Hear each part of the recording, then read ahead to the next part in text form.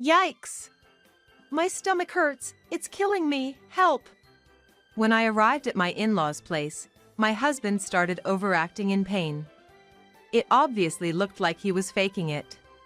Even though I thought so, I still said, "Are you okay? I'm gonna call an ambulance right away, hang in there."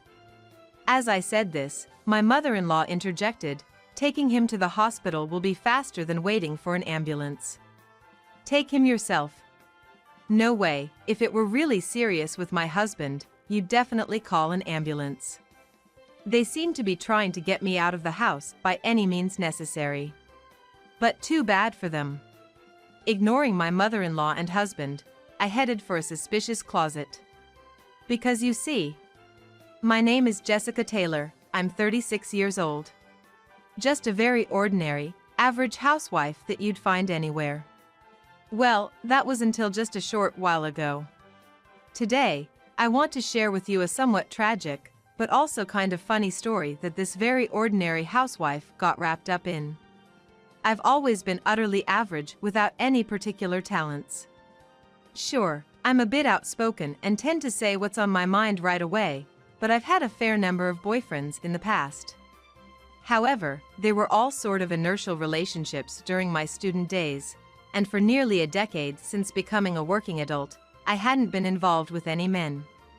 At the age of 32, a friend from work convinced me to go to a mixer, and that's where I met my destiny. That's how I met David, who would later become my husband. David, for years my junior, for some reason took an interest in me and pursued me persistently. What do you find good about me? I wondered if asking this might make me less likable. But I just couldn't help myself and had to ask. But far from being turned off, David just laughed and said, "It's exactly because you ask anything that comes to your mind." David was so entertaining to talk to, and I found myself increasingly enjoying the time we spent together. Before long, we started dating. A boyfriend after 10 years. Life seemed to brighten up a bit. But I never imagined that storm clouds would gather so soon. Just 3 months into our relationship, I got pregnant. I never thought I'd have a shotgun wedding, especially after turning 30.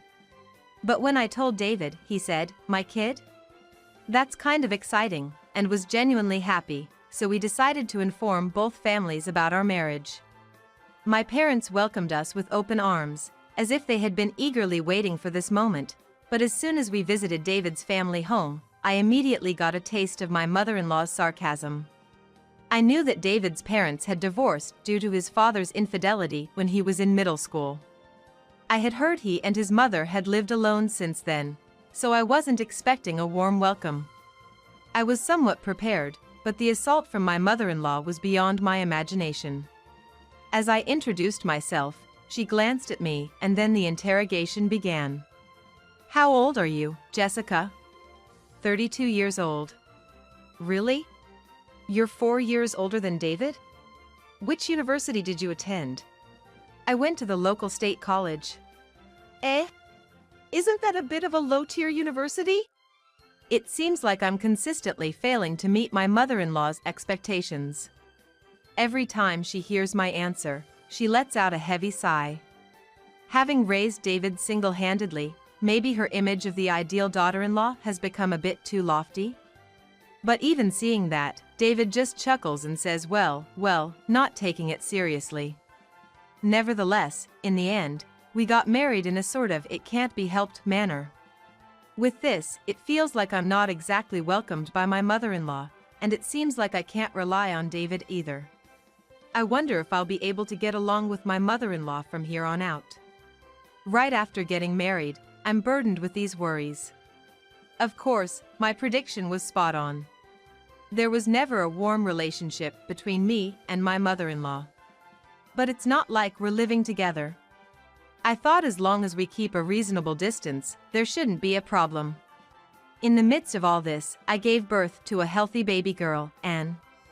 This must be what they mean by "she's the apple of my eye." Just born, and was so adorable. My mother and friends who visited all unanimously said she looks just like me, laughing. But to me, she seems to take after David when she smiles. Blessed by everyone, we were full of happiness, and we decided to go announce the birth to David's family. My mother-in-law, who usually has nothing but snide remarks for me, would surely be happy to see Anne. I believed this without a doubt.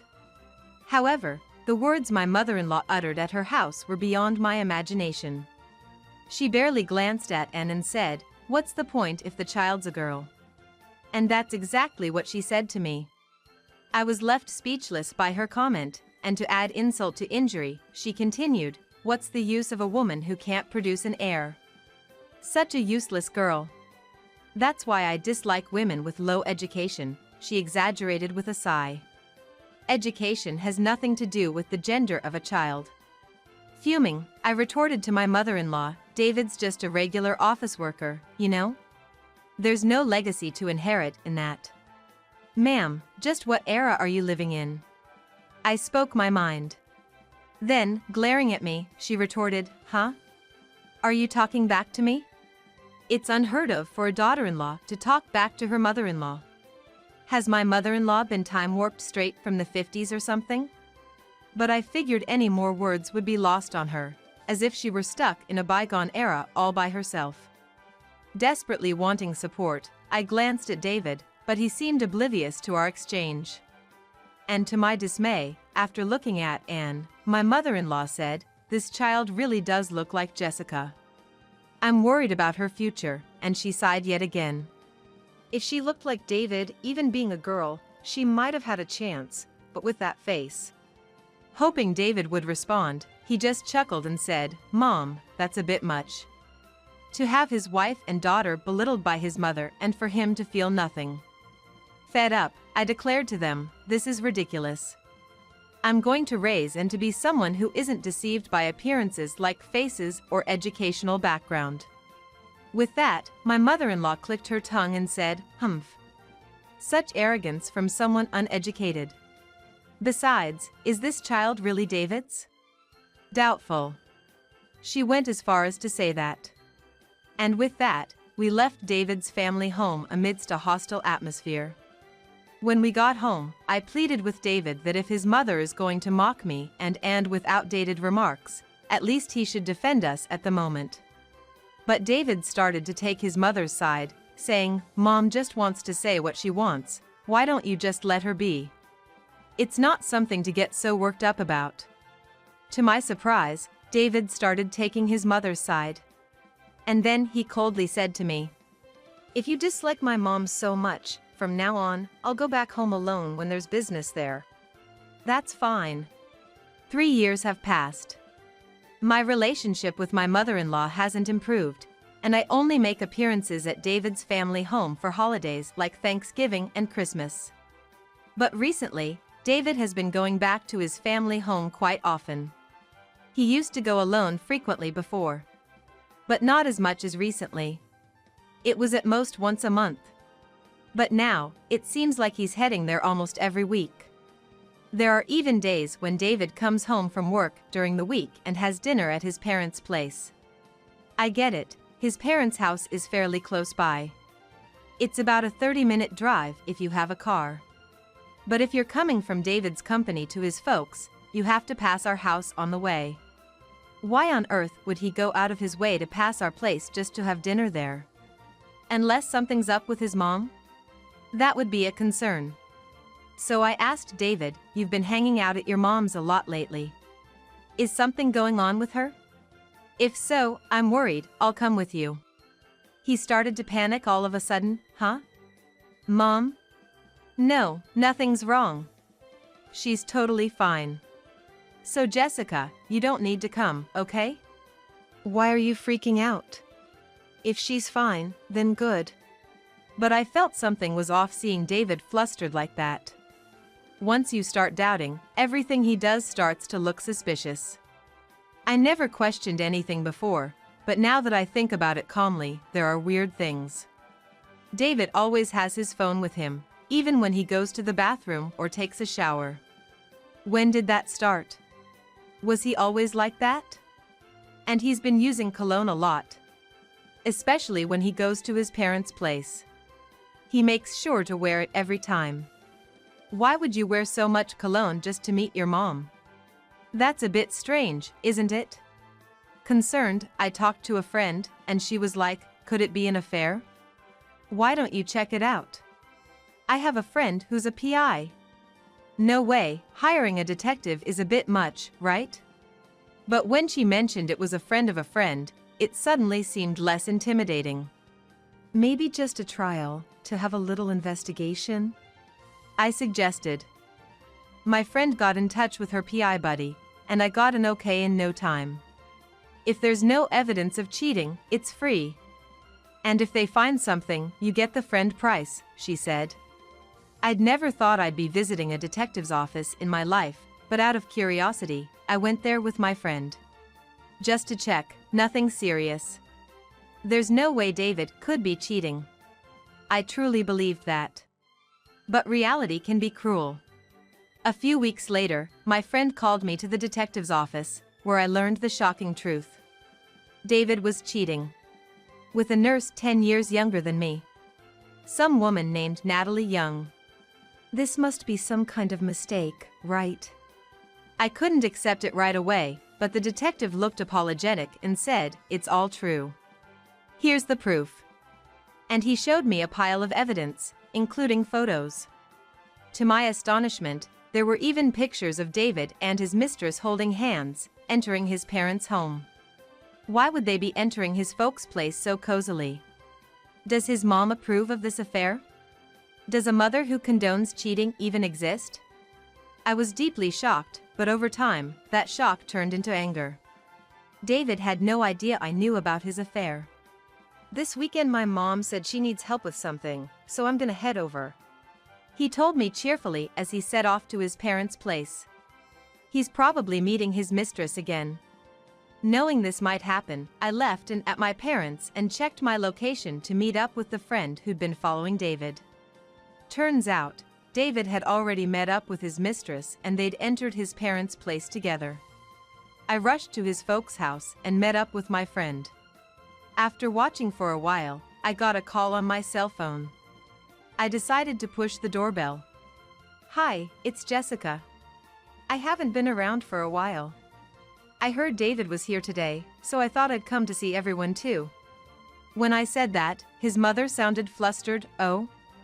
Jessica? Why are you here? Could you open the door for me, please? Huh? Oh, yes, of course. Just a moment, will you?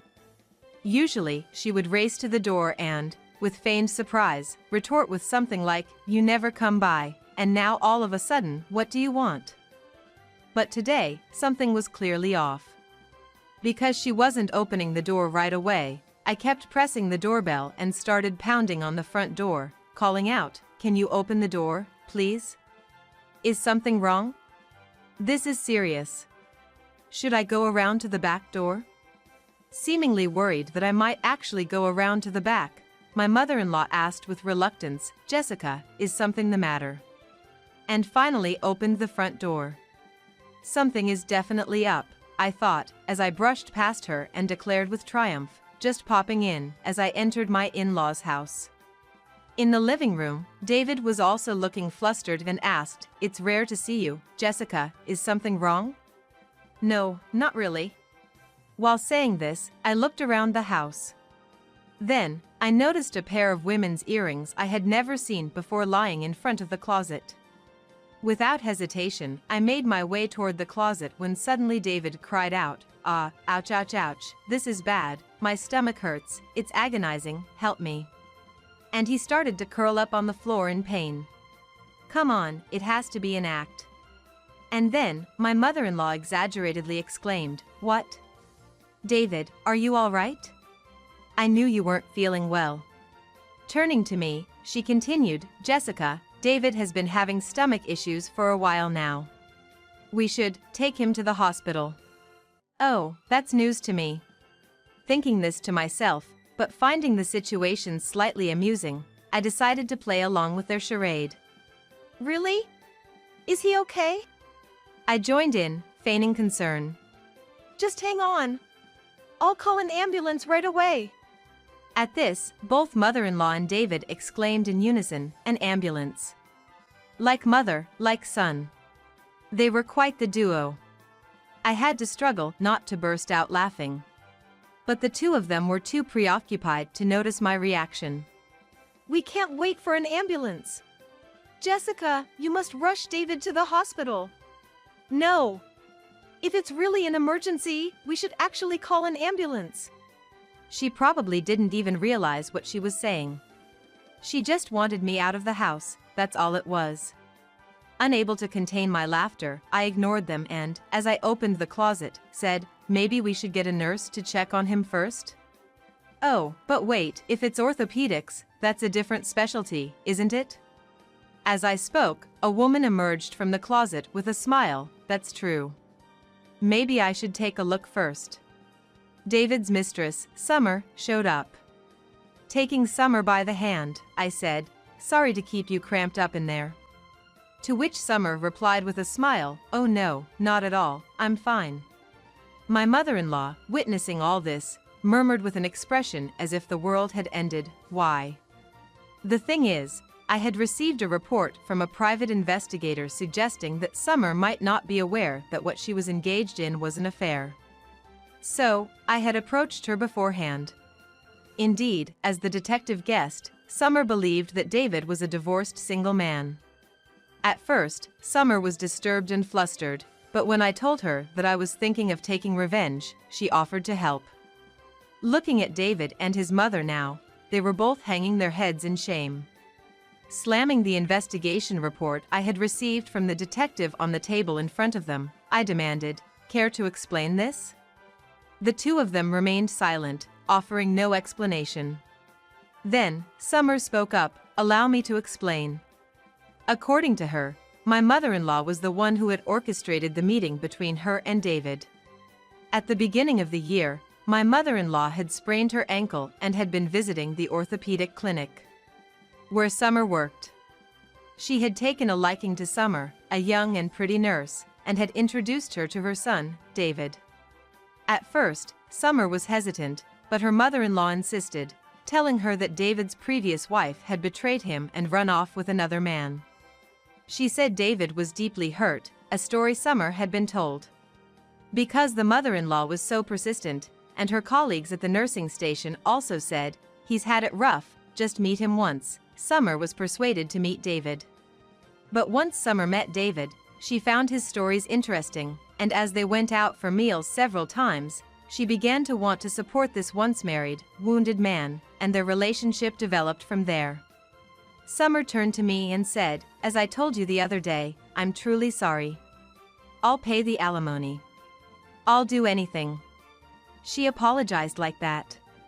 But it wasn't Summer I wanted an apology from. I told Summer, "Thank you for your cooperation." And then, I confronted the mother-in-law and David again. "So, is this story true? It's about time you started talking for yourself." Then David finally said, "My mom forced me into this.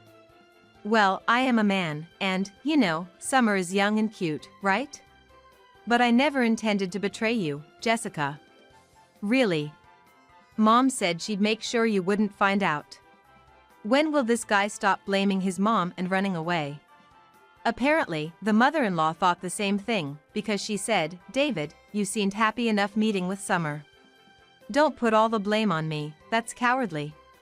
And then she turned to me, "Besides, Jessica, you're to blame too, aren't you? It's obvious that a young and cute nurse like Summer is better than an older woman with less education like you. Plus, Summer doesn't talk back to me like you do. Now that it's out, just divorce David. It's actually better this way." The audacity was astonishing. Well, I had been planning to divorce anyway, so that was fine by me. I thrust the divorce papers at David and said, "I was planning on this anyway. But you'll be paying alimony and child support." David was like, "Alimony and child support? Of course. We're divorcing because of what you did." As I said this, the mother-in-law was laughing. "That's fine. I'll pay the alimony and child support. After all, Summer is a nurse. There's no problem at all." Oh dear. Is the mother-in-law really that clueless?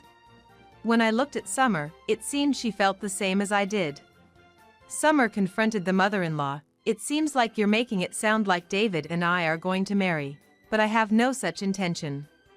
I wanted to break up with you right after I heard about it from Jessica. But I endured it because I wanted to help Jessica, and I've been meeting you up until today. I'll also be claiming alimony for being deceived into thinking you were single. When she declared this, the mother-in-law and David were like, wait, what? Summer? Jessica, let's start over. For Anne's sake, I think it's better if we stay together, David pleaded. They were all saying what suited them best. But neither Summer nor I felt that way at all anymore. We both said, we'll be hiring a lawyer for the rest. Please don't contact us ever again. And with that, we left the in-laws' house on good terms. Later, it seemed that the actions of the mother-in-law and David had spread throughout the neighborhood. It turned out that Summer had been telling her fellow nurses about the ordeal, and the story had quickly spread. Ostracized by the community, the two sold the family home and moved away. They paid me a lump sum for alimony and child support, and Summer's alimony as well, and after depleting their savings, it's anyone's guess how they're living off the money from the sale of the house. Well, it's none of my business anymore. As for me, I hit it off with Summer afterward. We have to make sure not to be fooled by weird guys again. Laughing, we've been deepening our friendship as women.